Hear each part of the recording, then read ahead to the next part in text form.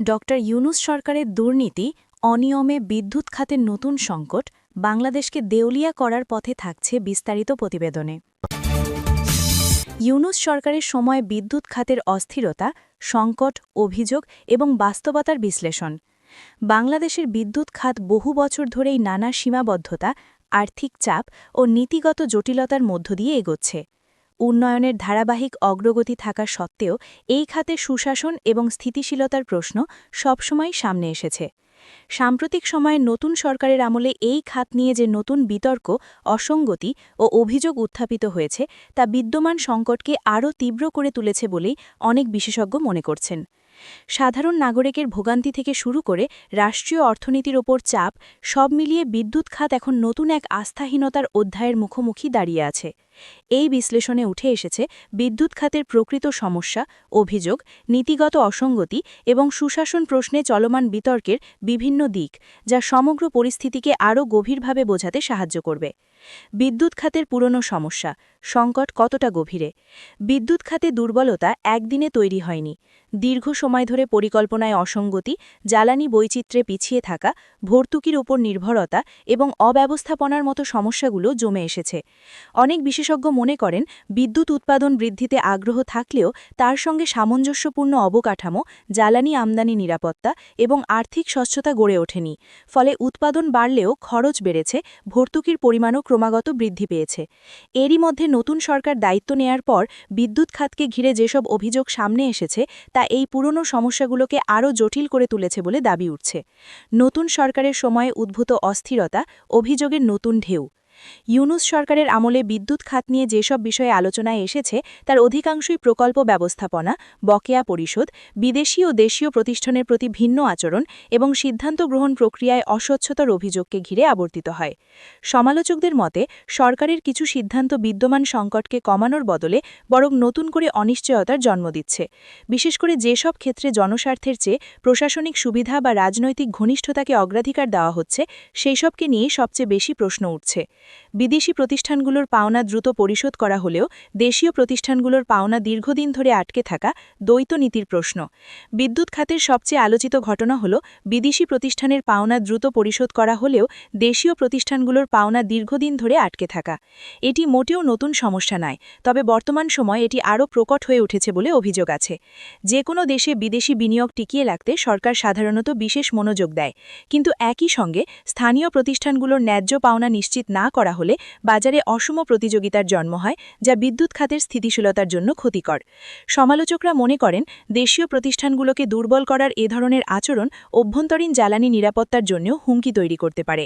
জ্বালানি আমদানির অনিশ্চয়তা, সরবরাহ চেনে নতুন চাপ। বিদ্যুৎ উৎপাদনের বড় অংশই আমদানি করা জ্বালানির উপর নির্ভরশীল। ফলে আন্তর্জাতিক বাজারে দাম বেড়ে গেলে বা সরবরাহে অনিশ্চয়তা দেখা দিলে তার সরাসরি প্রভাব পড়ে দেশের বিদ্যুৎ খাতে। নতুন সরকার দায়িত্ব গ্রহণের পর জ্বালানি আমদানির বিষয়ে পরিষ্কার পরিকল্পনার অভাব নিয়ে প্রশ্ন উঠেছে। জ্বালানির বাজার আগের তুলনায় আরও অনিশ্চিত। এমন অবস্থায় আমদানি নীতির স্বচ্ছতা ও দীর্ঘমেয়াদী পরিকল্পনা অপরিহার্য। কিন্তু অনেকেই মনে করেন, সরকার এ বিষয়ে সঠিক দিক নির্দেশনা দিতে পারছে না।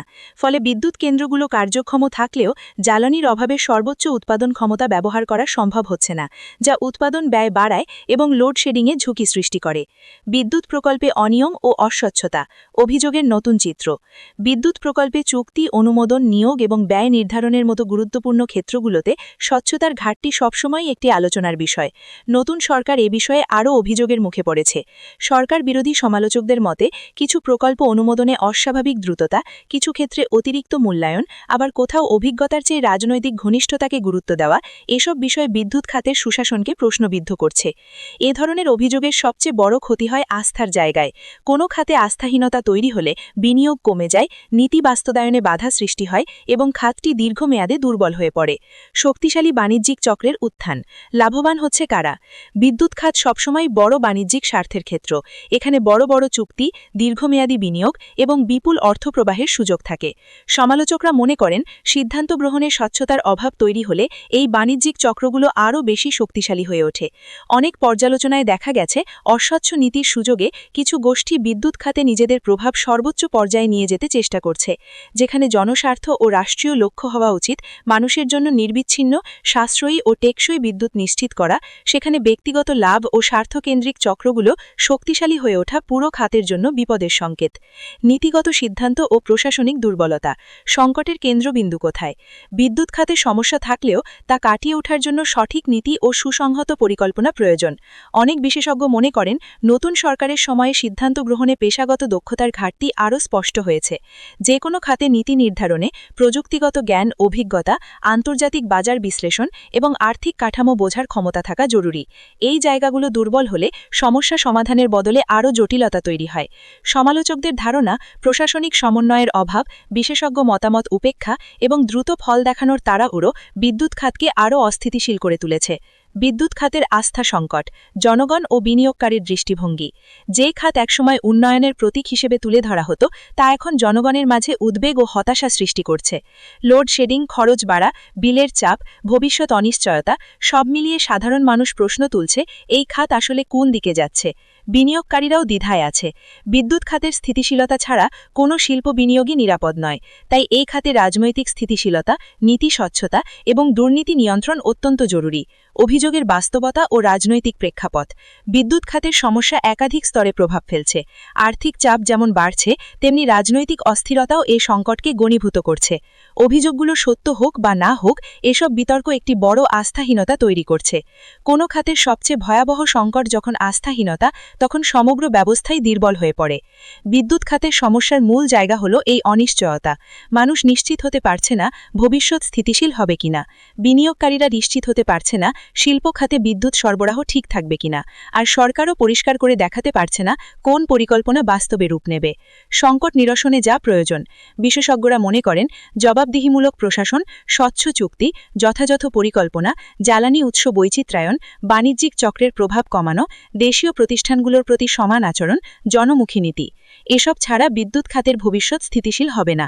যদি পরিকল্পনা ও বাস্তবতা সমন্বিত না হয়, তাহলে বিদ্যুৎ খাতের সংকট আরও গভীর হবে, যা রাষ্ট্রীয় অর্থনীতি ও সাধারণ মানুষের জীবনে আরও বড় চাপ তৈরি করবে। বিদ্যুৎ খাত বাংলাদেশের উন্নয়নের কেন্দ্রবিন্দু। এ খাতের সংকট শুধু লোডশেডিং বা বকেয়ার মধ্যেই সীমাবদ্ধ নয়, এটি অর্থনীতি, রাজনীতি এবং সামাজিক জীবনের উপর বিস্তৃত প্রভাব ফেলছে। ইউনূস সরকারের সময় বিদ্যুৎ খাতে যে ধরনের অভিযোগ, বিতর্ক ও অনিশ্চয়তার সৃষ্টি হয়েছে, তা সত্য হোক বা অভিযোগ, সমাজে যে আস্থাহীনতা তৈরি করেছে, তার প্রভাব দীর্ঘস্থায়ী হতে পারে। এই সংকট কাটিয়ে উঠতে প্রয়োজন সঠিক পরিকল্পনা, স্বচ্ছতা, দক্ষ ব্যবস্থাপনা এবং দুর্নীতির বিরুদ্ধে দৃঢ় অবস্থান। নইলে বিদ্যুৎ খাত শুধু দুর্নীতির অভিযোগেই নয়, আর্থিক এবং সামাজিক চাপেও আরও দুর্বল হয়ে পড়বে।